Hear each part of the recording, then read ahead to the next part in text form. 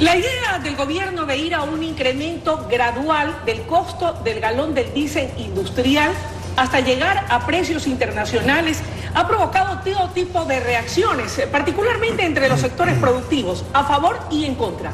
Hoy conoceremos la postura de la Cámara Nacional de Pesquería, representada en esta mañana por el abogado Rafael Trujillo, director ejecutivo. Qué bueno que nos acompañe, gracias por estar aquí, bienvenido. Buenos días, Luisa, muchísimas gracias por la entrevista. Abogado, ¿cuál es el impacto que tendría la elevación del precio del diésel industrial en el sector pesquero? El impacto puede ser nefasto. Hemos hablado con las autoridades gubernamentales, hemos venido hablando desde hace ya 15 días, les hemos manifestado todas nuestras inquietudes en el sector atunero en particular, un sector que genera, como usted sabe, 1.500 millones de dólares en exportaciones, genera 50.000 plazas de trabajo, sería terrible.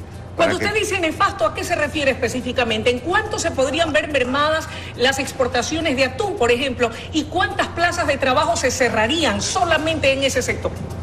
No podemos calcular eso de ahí sin saber cuál va a ser el nivel de precios al que finalmente se llegue. Pero para que tenga usted una idea, en la estructura de costos del atún, más o menos la tonelada cuesta en este momento con el precio actual del combustible $1.200, $1.250. ¿A cuánto subiría? Si eso sube a $1.550 y el atún se vende a $1.600, estamos al borde de tener pérdidas. Entonces, ¿eso qué ocasionaría? Que las empresas que están generando utilidades y que pagan impuesto a la renta dejen de hacerlo. Entonces, el costo-beneficio que va a tener la medida no se ha analizado en profundidad. Entonces, cualquier aumento va a causar un impacto, ¿no? O sea, ¿se dispararían los costos de producción con todo lo que a niveles, y estoy diciéndole que tendría pero a niveles de venta, ¿cómo se va a vender un atún que cuesta un 15 o 20% más de lo que cuesta el de la competencia? Si una caja de atún cuesta 46 o 47 dólares y nosotros la vamos a vender a 52 dólares, ¿quién nos las va a comprar? Ahora, aquí hay algo que a mí no me queda muy claro y probablemente muchos de nuestros televidentes tengan esa misma interrogante. Y yo, recogiendo ese sentir, se la planteo a usted como representante del sector pesquero en el país. Usted me dice que el impacto sería nefasto para la industria pesquera.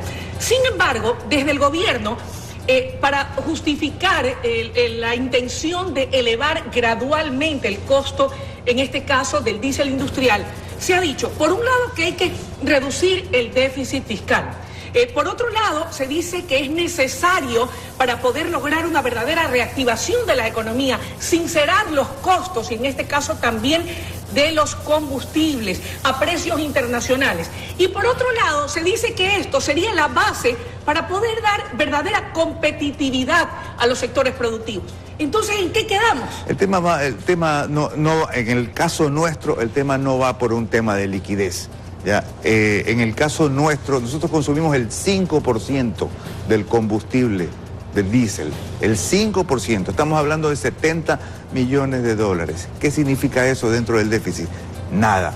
Y por otro lado, el perjuicio que puede ocasionar eso puede ser nefasto. Si no va por ahí, entonces, ¿por dónde va, abogado, desde su respetable punto de vista? Debe acentuarse la reducción del tamaño del Estado, acentuarse realmente y ver otra clase de recortes. Pero esto, en el caso del diésel, que es un subsidio dirigido a generar divisas, es jugar con fuego, es sumamente contraproducente en un sector que ya tiene problemas de competitividad. ¿Ya? ¿Qué tipo de problemas? O sea, la mano de obra más cara que nuestros competidores, luz más cara, agua más cara, todo es más caro que nuestros competidores. ¿Qué hay de la flota pesquera nacional? Fíjese, por ejemplo, usted sabe que el atún que importaba el Perú, el 90% era atún ecuatoriano. Mire usted. Ahora es tailandés. Perú importa atún tailandés. ¿Por qué dejó de importar en el caso de...? Porque firmó un acuerdo comercial con Tailandia. Entonces el atún tailandés entra con 0 arancel ahora, compite con el nuestro y es más barato y prácticamente hemos perdido competitividad. ¿Qué pasó con nosotros? Pasó con Chile. ¿Por qué no se pudo firmar también entonces un acuerdo comercial con nosotros para que pueda seguir? No, es que nosotros no vamos a importar atún de Tailandia. No, el problema ellos, es que todo el mundo está firmando acuerdos comerciales con todo el mundo. Ya. Nosotros nos hemos quedado rezagados en ese. Por eso le pregunto, ¿qué pasó con nosotros? No, nos hemos quedado dormidos, pues recién estamos despertando. Ahora, ¿qué pasó o qué pasa o qué es lo que sucede con la flota pesquera nacional? ¿Cómo estamos y cuál es nuestra realidad en relación a la de las otras flotas pesqueras? Es una flota antigua, es una flota de 40, 45 años de edad. En el caso de los barcos atuneros son barcos que cuestan 25, 30 millones de dólares un barco nuevo. Entonces financiar un barco de esos necesita usted para amortizarlo 20, 25 años. Aquí lo máximo que se puede aspirar es 13, 14 años con tasas del 8, 9%. España, por ejemplo, vende sus barcos para promover, para subsidiar a los astilleros y a los armadores. El Estado asume el 50% del valor del barco y el resto lo financia a 25 años plazo, con tasas del 3,5%, 4%. ¿Cómo compite usted con eso? Entonces, otros países tienen flotas nuevas, muy eficientes, que consumen precisamente 30 o 35% menos de combustible. Siendo esa nuestra realidad, ¿qué esperan ustedes del Estado ecuatoriano? Que tengan sensibilidad y que nos sigan excluyendo del subsidio, como aconteció en el 2015, que subieron el diésel industrial y exceptuaron al sector pesquero y camaronero precisamente en atención a la importancia que tienen en la generación de empleo y de divisas.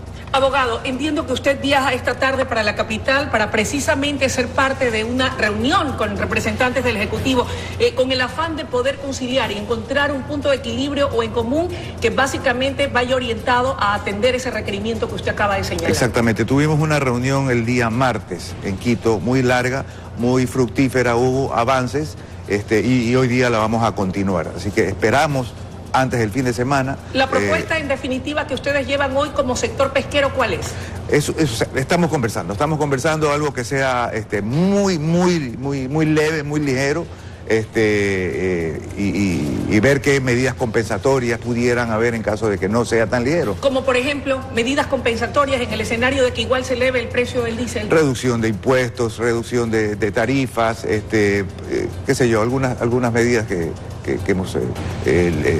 flexibilidad laboral, qué sé yo, algunas medidas de ese tipo. De ese tipo. En todo caso, me indican que el tiempo de la entrevista ha concluido y no quisiera despedirla sin que usted le informe y le cuente al país exactamente cuántas son las plazas de trabajo que genera el sector pesquero ecuatoriano. 1, 2, cuánto pagan en impuestos al erario nacional y 3, cuánto pagan en aportes por trabajadores al Seguro Social ecuatoriano. Mire, el sector pesquero genera 50.000 plazas de trabajo directo, el sector pesquero industrial. Súmele a eso 60.000 plazas en el sector artesanal. Lo tengo segmentado porque supuestamente ese sector utiliza gasolina, una gasolina especial que no la van a tocar. Okay. Ya. En cuanto a los impuestos, el sector genera tributos por 147 millones de dólares al año. El sector pesquero industrial. Anuales. Es una cantidad importante. El sector, además, 21 millones de dólares en participación de las utilidades a los trabajadores, ¿ya? Y 36 millones en aportaciones a la seguridad social. Es un sector eminentemente formal. Aquí no hay informalidad. Todos los trabajadores, ya sea de las plantas, ya sea de los barcos, están afiliados y tienen su seguridad social perfectamente establecida, legal. Le agradecemos muchísimo su presencia. Yo creo que sus opiniones son muy orientadoras y permiten conocer de cerca, siendo usted el vocero y representante oficial como director ejecutivo de la Cámara Nacional de Pesquería, cuál es la realidad de ese sector tan importante, un sector productivo que, como usted bien lo señala, genera importantes divisas al erario nacional, da trabajo de manera directa e indirecta, cumple con el pago de sus impuestos y de sus aportes patronales.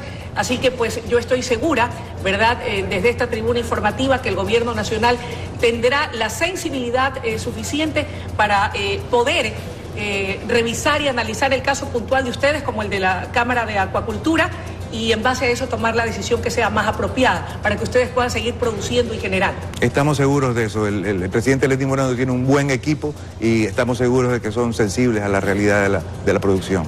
Le agradecemos muchísimo su presencia, amables televidentes. Ha sido la intervención del abogado Rafael Trujillo en su calidad de director nacional de la Cámara de Pesquería. José Luis Arévalo tiene más información. Adelante, José Luis.